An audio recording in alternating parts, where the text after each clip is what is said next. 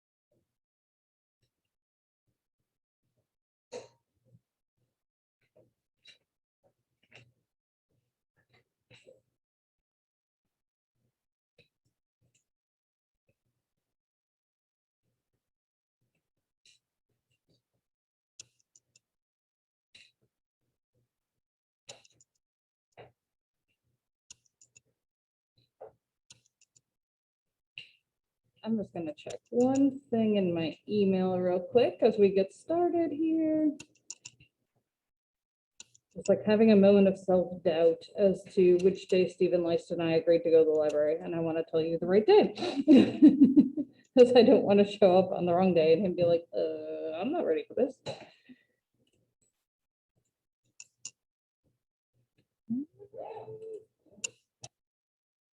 Oh, he didn't update it. Okay. I'm pretty sure it's next Wednesday. I will double check with him today, just because again, I'm self-doubting, and let you all know if it is Monday for some reason. So you'll get an email from me and I'll put it in the announcements on Blackboard. Again, I don't know why I'm second guessing myself. I just am right now. I just have those days where I'm like, is my memory? It might be partially because I visited Dr. Minnis's class last night and I talked about how fallible memory is. So I think it's in my head. But yeah, like I said, I will let you know. I may even try to call him in between this class and my next one so that you can know sooner rather than later.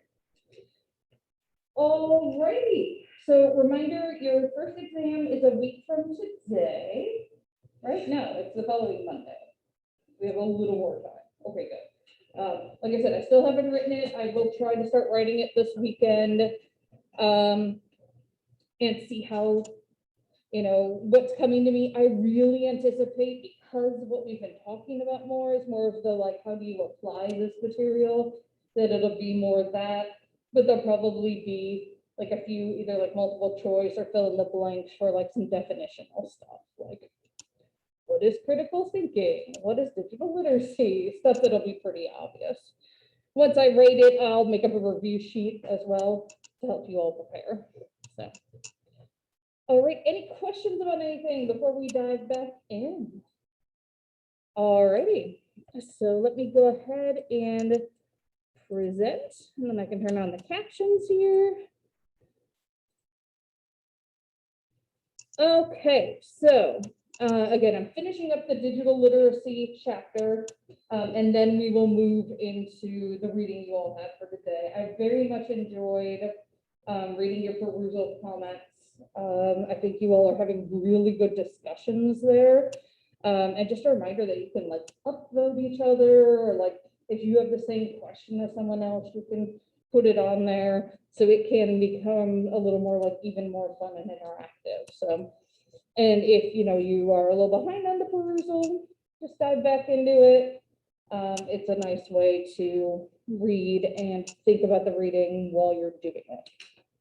So digital literacy across the curriculum essentially means that in theory, you should be learning about digital literacy, not just from one subject that you take or one discipline. So have you had any other experiences in classes where you have discussed digital literacy? Yeah. High school, I had research methodology class, so looking for what sources mean and what articles were true for subject. That's awesome that they're doing that in high school now. That makes me very happy. Was anyone here when they still had the English 105 system? Okay, so like during that, you probably did a little bit of this with sources. Now they switched to like the West 100s, and I don't know if they're covering any of this in there the same way they did. So, yeah. And does it still exist?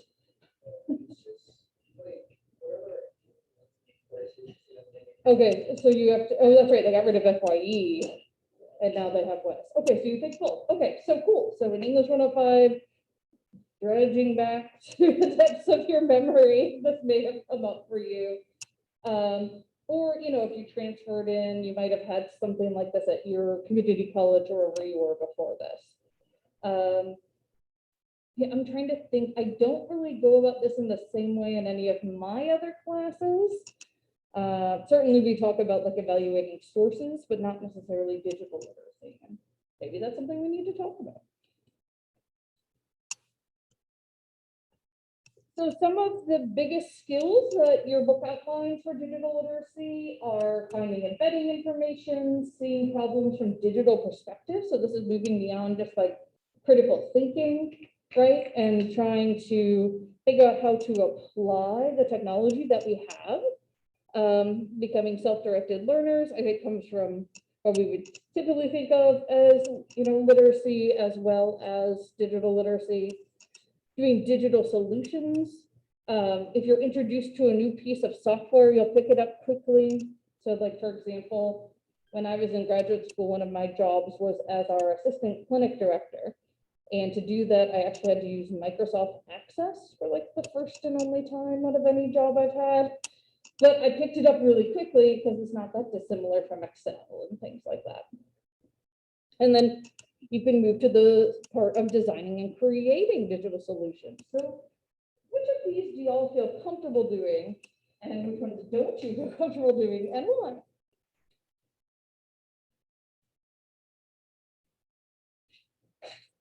Yeah.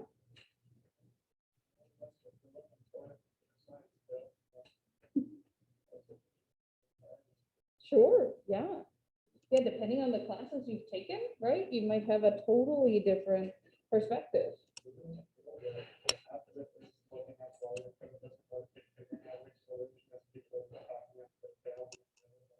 Right, exactly. Yeah, I mean, even in Psych, if I'm going to use what's called syntax, it's essentially not quite programming, but a little akin to it rather than drop-down menus. If my analysis won't run, same type of thing, I got to sit and figure out where did I make the error, right? Yeah, I'm guessing most of you feel comfortable with like the first three, right? Maybe the next two. You know, if you haven't taken computer science classes, the bottom one might kind of scare you, right? Thinking about like creating an app or something like that. So what were your reactions to the article about coding as digital literacy as a result? And again, you read this a few days ago, so dredging it back up.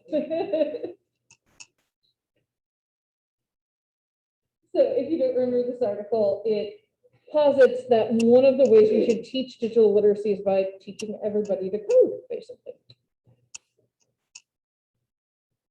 So it doesn't have to be intimidating. And I think a lot of us who are not computer science majors, right, might sort of think that's something I could never do. It's insurmountable, right?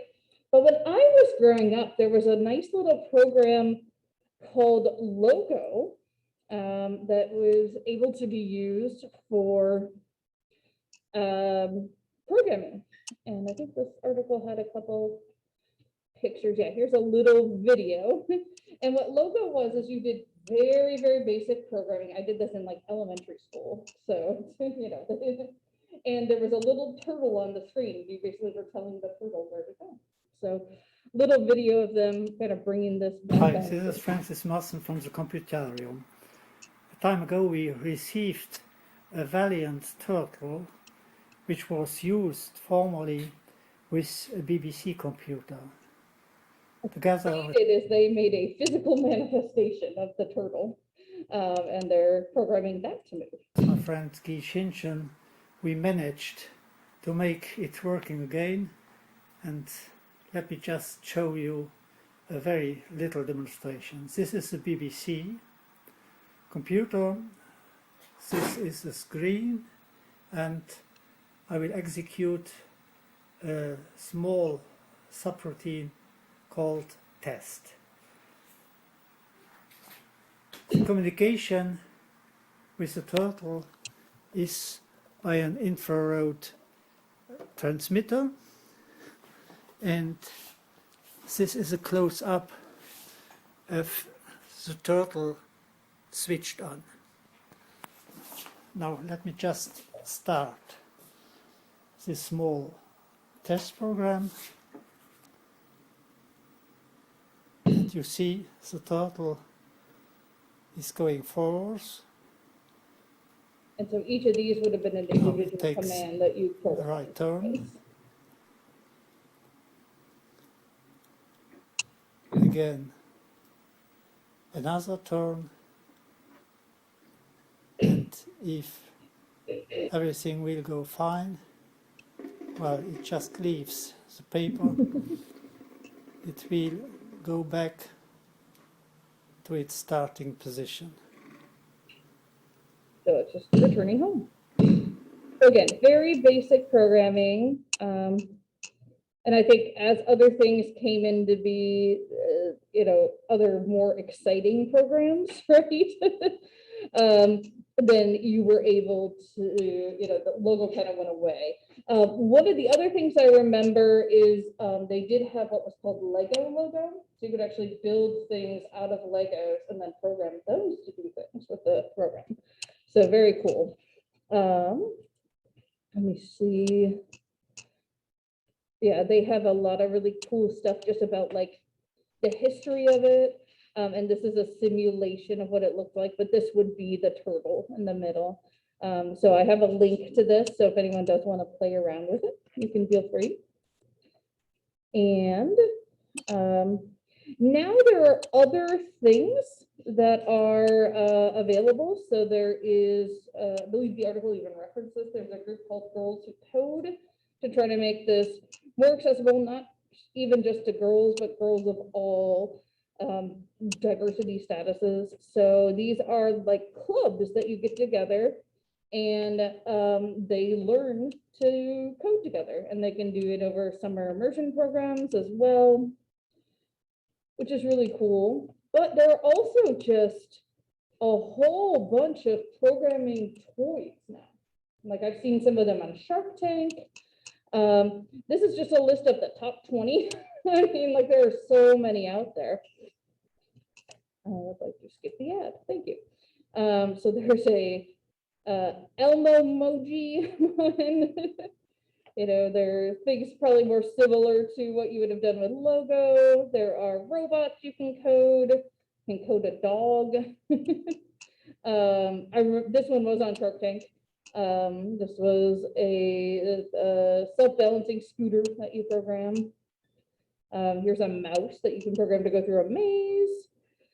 Other robots or things you build. Again, back to Lego things. Again, they're trying to make it appealing to kids, right? So they try to make it cutesy and things like that. And so some of them will be adorable big-eyed robots, right? And some of them will be other fun things you get to put together. So this is Code Monkey Island. They're part of a board game. They have to do some programming, which I think is really cool. And then there are things they're trying to make like more girly. You can like decide whether or not that's helpful. And then the last thing I wanted to show you is the R project for Psych statistics.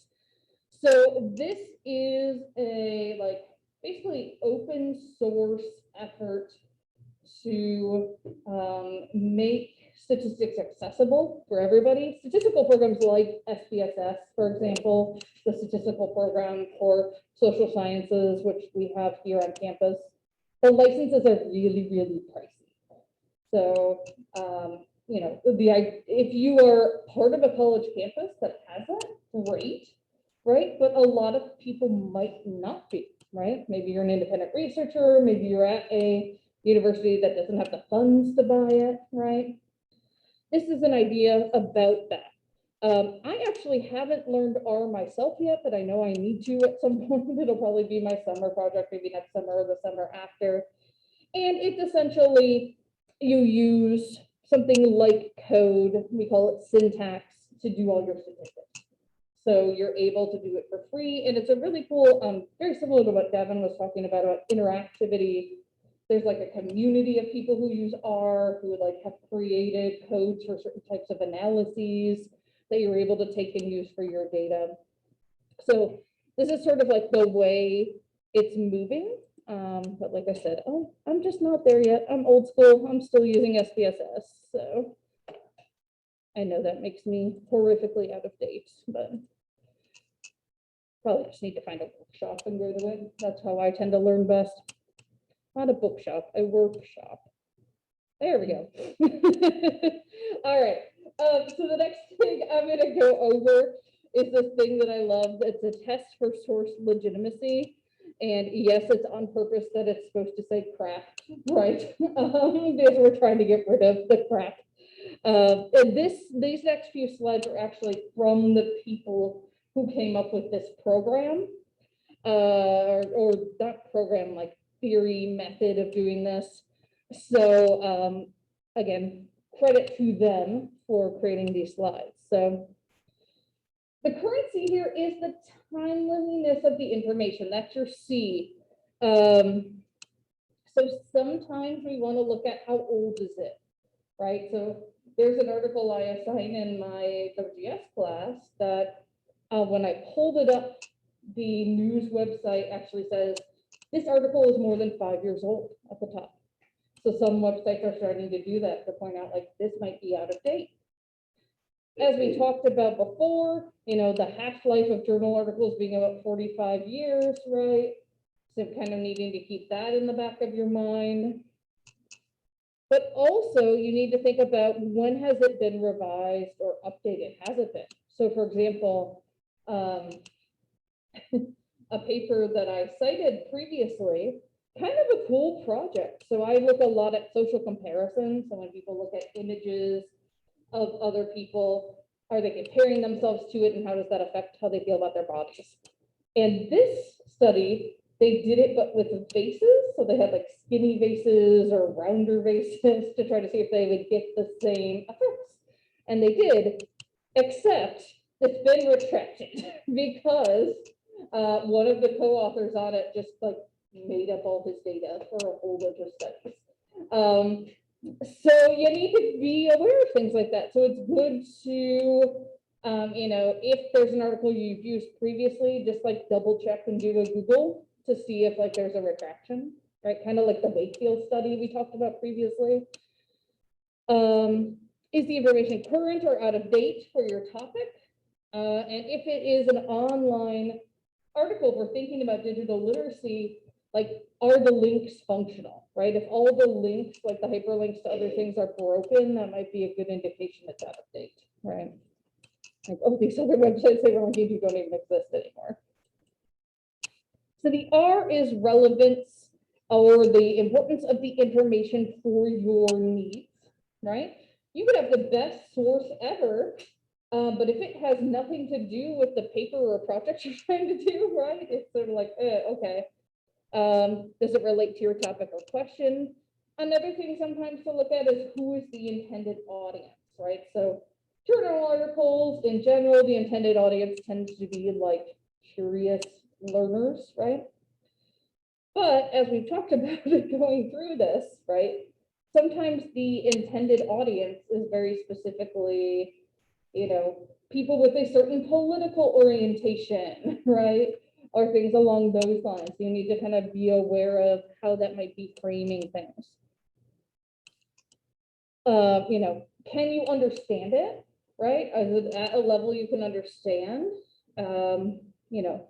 Kids' books are great, but probably not going to get you to the depth you need for this. Although I've heard that some of the Jeopardy champions, that's actually how they get a lot of their info, because you just need that sort of surface level stuff for a Jeopardy question. So I don't remember if it was Ken Jennings or the guy who beat Ken Jennings, but said like that's how he gets a lot of his info, is he just goes to the children's section of the library, reads a bunch of books. But obviously, like for like a paper, probably not going to do it. At the same token, there might be articles that, the stats are really complicated. You read it and you're like, this is like reading ancient Aramaic. I have no idea what it's saying. That's not going to be helpful for your paper, right? Because you're just not going to be able to use that information. Looking at a variety of sources, and most papers or projects you write in college will ask you to include a variety of papers or sources. And yeah, would you be comfortable using it for a research paper, right? If that's what you're writing. But also, I think something to think about as you maybe reshare, retweet, or post something yourself, right? Is this something that's legit? All right, so the first A is authority, the source of the information. We're going to talk a little bit more about authority in the lecture we'll cover over the next week as well. So who is the author, the publisher, the source, the sponsor, right? Sometimes you want there to be authority, right? So something being published in a scientific journal typically means other people who are experts on that have looked at it, right, and said, this is good, this should be published, this is important information. Other times you might have to be wary, right? So a video I'll show you as we go through the lecture, probably get to it next week, is, President Trump, highest authority in our country, at one point said we should like inject disinfectant to fight COVID. Don't do that. I don't want any of you to die, right? So sometimes you have to take authority with a grain of sand, right? And this is something we've mentioned before too, like if a pharmaceutical company is sponsoring it, right? Is it more likely to say, yeah, this drug works? Sometimes what happens is like the ones that show it doesn't work aren't published. So a lot of ethical scientists who agree to do these studies put it in their contract with the pharmaceutical company. Like, okay, you're funding us, but if we find out it doesn't work, we're still going to publish that. But you have to be, pretty staunch on your ethics, right, to make that happen. And honestly, good ethical companies will be like, of course, right? What are the author's credentials or organizational affiliations? Typically, if they're associated with any college or university, that's good. I think some people give more credence to things that were found by people at big name universities, like, oh, in a study done by Harvard, right? Like, oh, Harvard. Okay, there are good scientists at Harvard, but we have good scientists here too, right? Not only in psychology, of course, but all of our natural scientists and things like that. Some of the most important findings in my subfield have actually been out of my alma mater, Kenyon College, little tiny college like Virginia Wesleyan, and another tiny college, Trinity College in Texas. Right, so if you were only looking for those studies from the big name universities, you might miss some of that really important information that's come out. What are the author's qualifications to write on the topic? Again, if it's in a scientific journal, you can kind of assume they're either like have their PhD or they're being supervised by someone who does, they know what they're doing, right? Although, again, not always the case, as we just saw with my retraction example.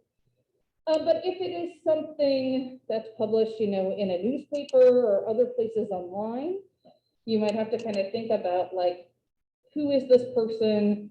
Do they know what they're talking about? Are they getting appropriate quotes from sources that, like a journalist doesn't have to be a nuclear physicist, right, to write something about string theory, right?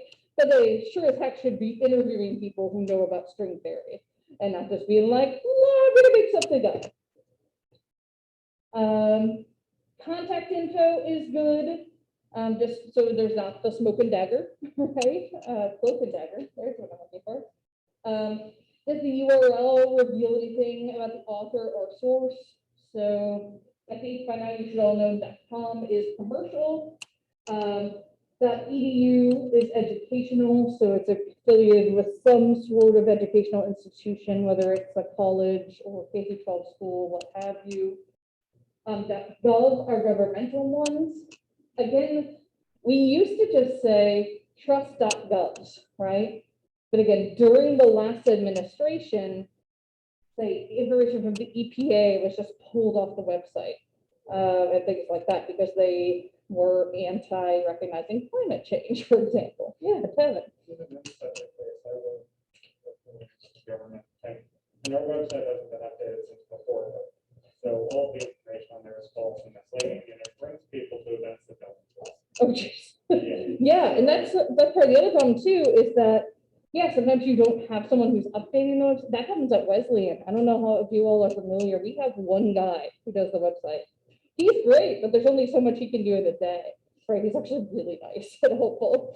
His name is Michael Skipper. But yeah, there are Wesleyan pages you go to and you're like, what? Like that doesn't exist anymore. Or sometimes the page literally doesn't exist and it's linked somewhere else, right? But yeah, that can definitely happen. .org tend to be nonprofits. .net are networks. I've seen more recently things like .com, .biz, .net used a little more interchangeably. The other thing I should say is if you're looking at a source outside the US, right, they might have a different ending, just that it indicates it's from their country. So like a lot of the stuff in Great Britain might be .uk, for example, because America first. I mean, honestly, we were just like the first ones to really start doing all these websites. So, all right, the next A is accuracy. And I mean, I would argue that this is probably the most important one, right? What we're really talking about a lot in this class. Although certainly in terms of thinking about the information you're presenting, the other ones are important too. So accuracy is the reliability, truthfulness, and correctness of the content. So some of the questions we just asked, like where does the information come from? So not only what source are you looking at, but also like, is this person just speculating, right? Do they have data? Where are the data from, right? One of your readings you did for today talked about, you know, the lack of articles about race, the lack of authors who are racially diverse, right? It doesn't mean that a white person who is well educated on these issues can't write about it, right? But if like every article someone's publishing about this is only coming from non-BIPOC individuals, we might want to start to question like, who are we consulting? You know, is the sample size 2 people or is it 2,000 people, right? Things along those lines. Yep. Is the information supported by evidence? This is a hard one in science, right? Because we want science to progress, right? So at certain times, there are going to be things that come out that no one has actually written about before, right?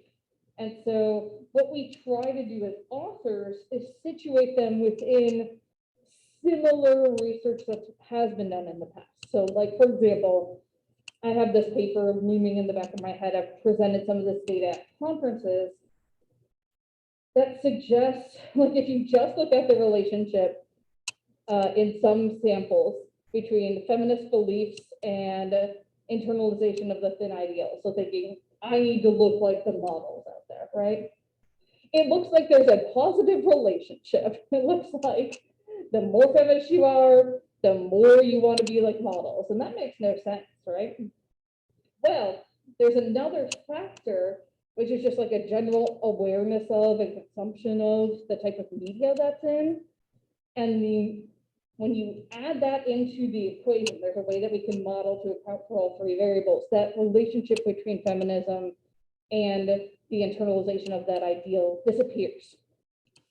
I scoured the literature. I'm like, someone else has to have done this. It's like a simple regression. Like someone else has had, literally no one else has looked at this before. And I'm finding it in like 4 of my data sets. So this is something that like exists for sure, right? So when I write up that paper, I might get people who like, really, right? I don't know if I can find that. I don't know if I believe this. But again, like someone's got to be the first one, right? Someone's got to be the first one. And there have been other things that are much more like life-changing, right? That people have been the first, like the guy who came up with penicillin, right? Even the guy who came up with LSD, right? I mean, he tested it on himself because like, he couldn't get approval to give it any human subjects to test it on. So, and it started because the self-testing started because he did something you should never do as a scientist and ate at his lab table. And so he accidentally got some on his food. Yeah, I remember my intro chem professor in college was like my height, literally looked like Santa Claus. Like I had the beard, the belly, and he would tell us stories. And he's like, telling the story. The guy documented everything. He was a scientist, so he journaled everything while he was on LSD. And so again, imagine this man who looks like Santa Claus saying this. He said, one day he wasn't just kind of high, he was really tripping. And apparently the guy just wrote ha ha ha ha ha ha ha in his journal entry. So someone had to be the first one to do that, right? But in general, if it's something that isn't completely novel, right, we do want it to be able to be situated within the existing literature, right? Or for example, let's talk about the climate change data. There are maybe like, I think it's less than 5% or maybe even less than 1% of studies that have been like, no, I can't find any evidence of climate change. And so some people will like point to those. But that means, again, like more than 90% of studies are saying this is a thing that's happening, right? So again, kind of situating it within that. Hello, good morning. This thing just likes to pop at me sometimes. Has the information been reviewed or refereed? So sometimes peer reviewers are referred to as referees. So again, these would be experts within the field, looking it over and saying, is this something we should be publishing? Are there issues the authors need to address that they may have missed? So sometimes, for example, when I get a peer review back, they'll be like, did you think about, like accounting for this variable, using it as a control variable? And I'll be like, no, and I'll run the analysis, and sometimes it changes it, and sometimes it doesn't, and you add that into the new paper, and it's more information. You want to look at the language or tone, right?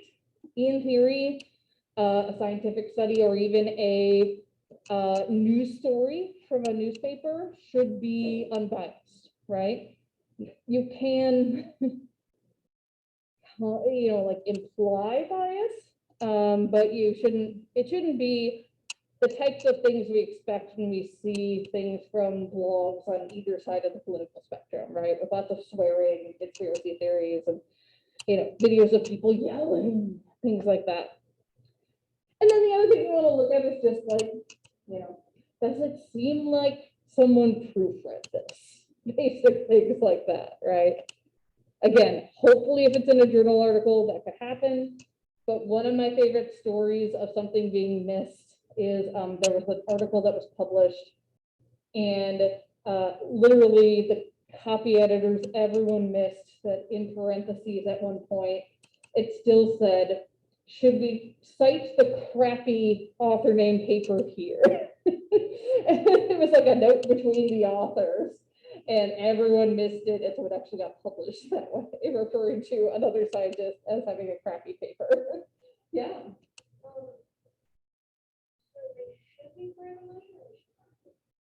It should be free of emotion. Yeah.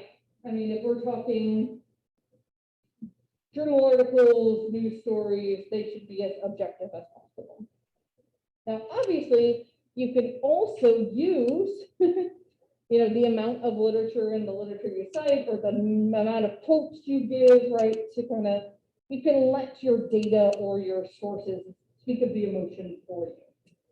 And in psychology, it doesn't mean we're not studying emotion. It's just we shouldn't be like, again, swearing or ranting in our papers. Yeah, really good question.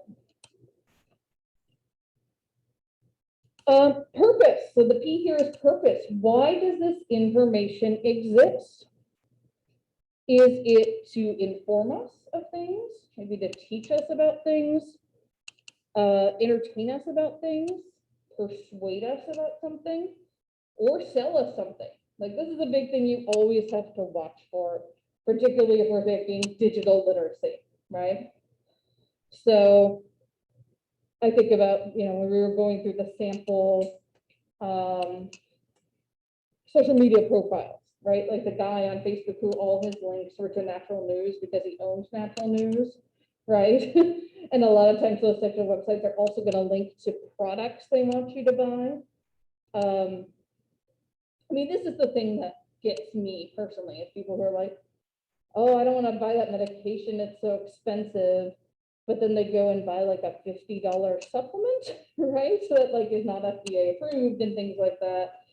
And again, people can be very persuasive with this. Also, sometimes these things end up in what are called multi-level modeling. Yes, the pyramid schemes, multi-level marketing, MLM is the new term. But yeah, they're pyramid schemes. Where basically like the people at the top get really rich, and then they have like consultants at the lower levels. So things like Herbalife, there are like a bunch of cream places. That crazy wrap thing, right?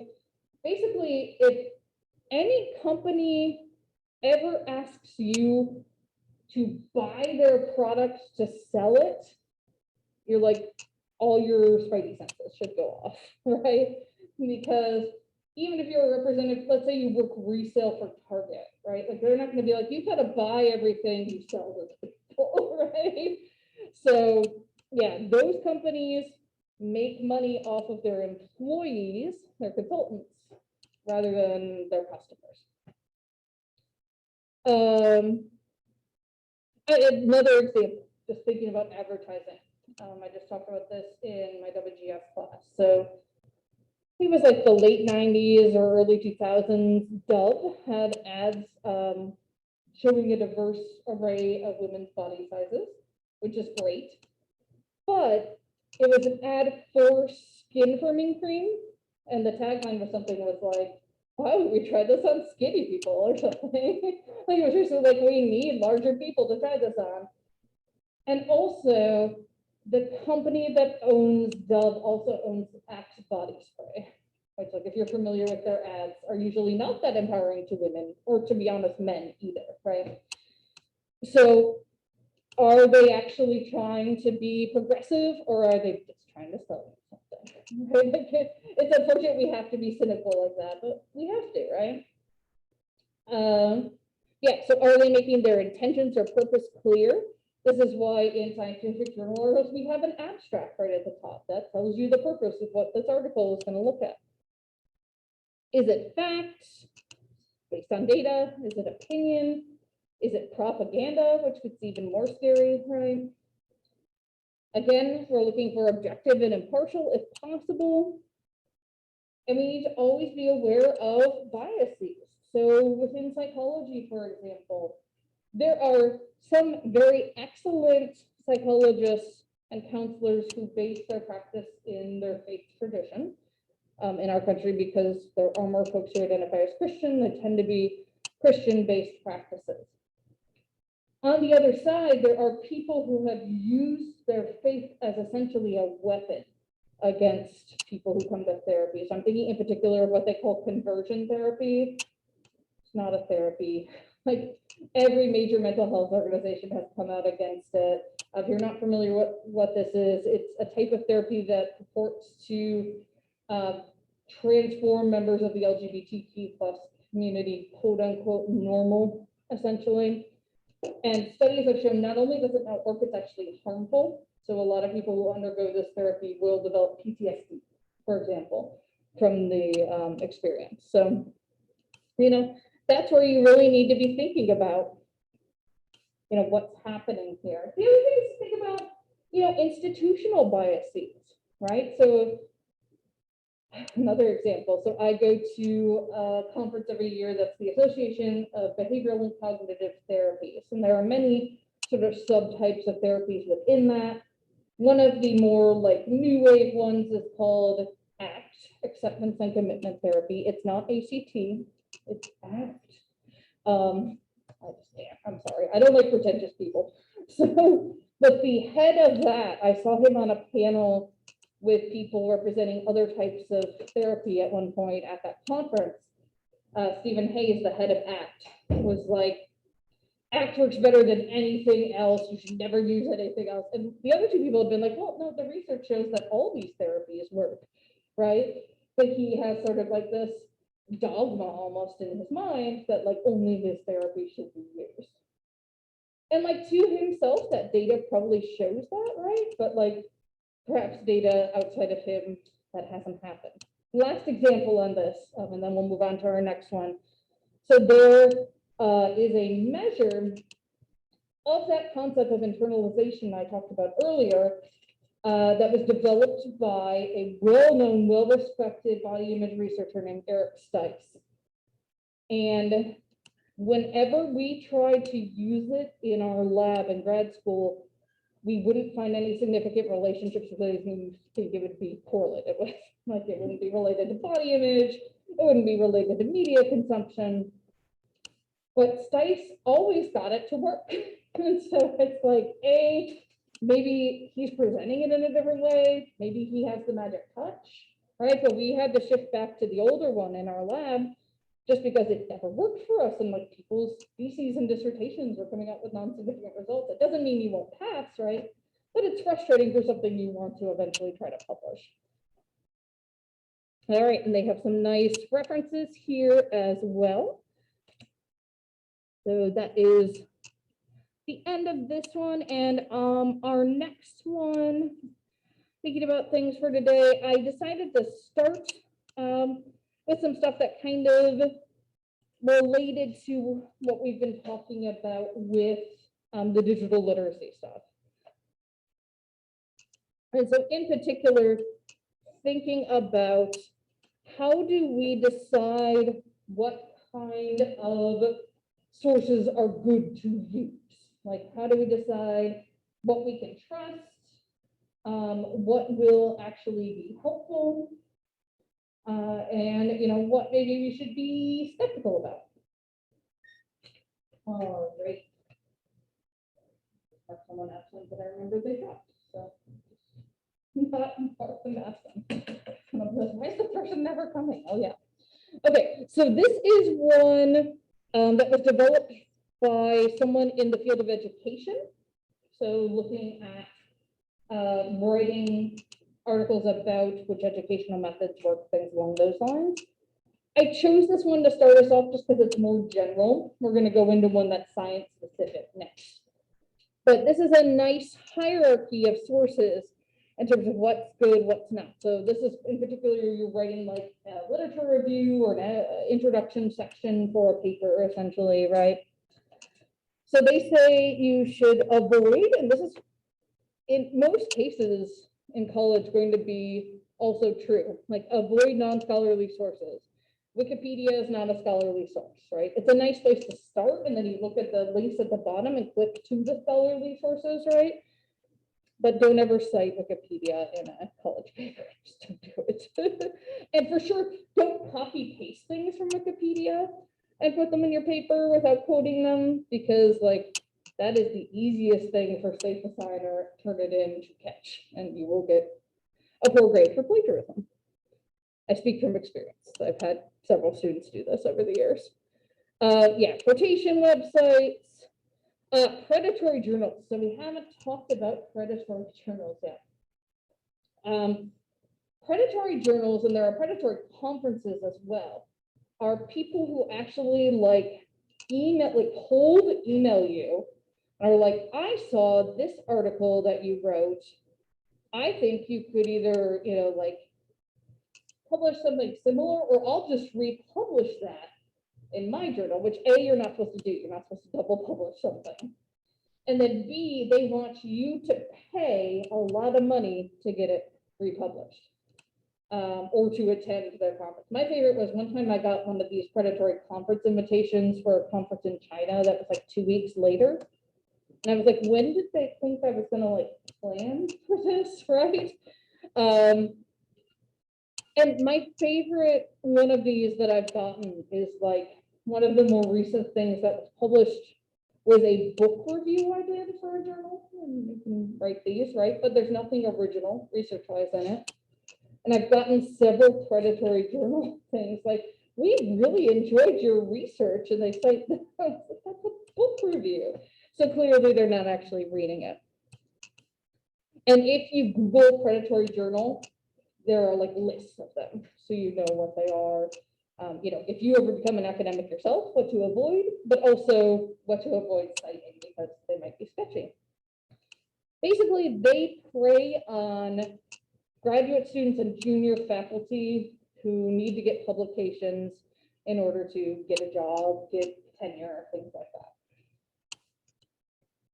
that. Articles from less reputable news sources or websites as well. So just don't include them. You could sparingly use things from highly reputable news channels. They give some examples of like BBC or Washington Post, or credible websites like the Mayo Clinic, or again, maybe.govs, right? Again, I used to be able to just be like, use .govs, they're great, but now I question them. So this is something you would do maybe to like highlight an anecdote that would be included in your paper to give it a little spice or whatever, or maybe to talk about how the popular press is covering something, that type of thing. So okay to use in moderation, credible edited professional journals. Edited would mean there's no peer review.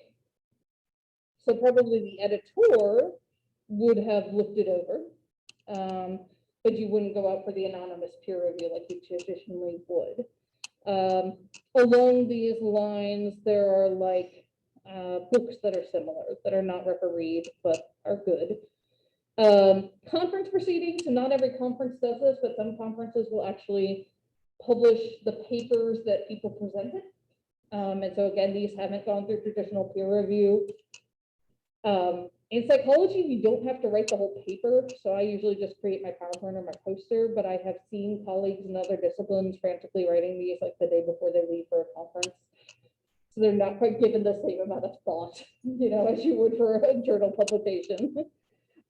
White papers are papers that people put out to be informational about a certain topic that often have a lot of research that goes into them. So these are like secondary sources, but they're good. One thing I should say that's not on here, I think because they assume it's implied, textbooks are not good sources for papers the majority of the time, unless your professor says explicitly use your textbook. They are also secondary or sometimes like tertiary sources, right? They're just sort of combining things from a bunch of people. They're often edited by people who aren't necessarily experts in the field, by people who are just publishing editors. We're very good at finding like grammatical things, but might not know good, and we're going to get to this at the next level, good publication houses will have experts review things, but you don't always see them. All right, so most respected, peer-reviewed scholarly and scientific journals from reputable publishers. So most of the stuff that if you were to use the library's resources that we'll talk about with Stephen Lice next week are going to pull up these, right? And if it's not this, it'll usually indicate it to you pretty clearly. Peer-reviewed conference proceedings. So sometimes those conference proceedings do go through peer review like a journal article. Books from highly creditable publishing houses. So again, oftentimes these will have had at least one set of professional eyes on them, almost like a peer review. I have a chapter in an edited book, which is pretty common in psychology to have like a book that has chapters written by experts. So mine was about feminism and body image. And it didn't ever go through like peer review, but it was edited by two experts in the field and they both reviewed it, right? So they knew it was by me. So it wasn't that anonymous, sort of drawn back, but it's not like it didn't get looked at by somebody. Official government or public agency sources like policy documents or official reports. Documentation from highly credible non-governmental organizations. So in psychology, that would be APA, for example, or some of the other national organizations. So some of the data I pulled for this PowerPoint that we'll talk about next week are data on, like the diversity of the psychology workforce, right? You're probably not going to find that necessarily anywhere but on like APA's website because they're the ones who care. Yeah. Just out of curiosity, if you were to write a chapter for a textbook, when the textbook is brought out, would you get a portion? Good question. So it depends. If you write a textbook, like Dr. Martero writes textbooks, she does get royalties from those. If you write a chapter, usually not. So usually you get some other sort of compensation. So like that chapter I was telling you all I read about, I got a copy of the book, which was $300. So I was like, cool, I'll take that, right? But yeah, it sort of becomes part of your contract. I've done some digital stuff, like online interactive activities for textbooks, and those they paid me as like a contractor beforehand. I didn't get any royalties because it'd be hard to parse that out, right? So yeah, good question. Alrighty, so I will see you all on Monday, and I'll have a little more information for you about what your test will look like.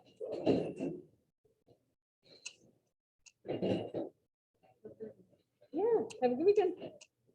Hello? No, I have a class in here before you guys. You have our class coming up? Yes.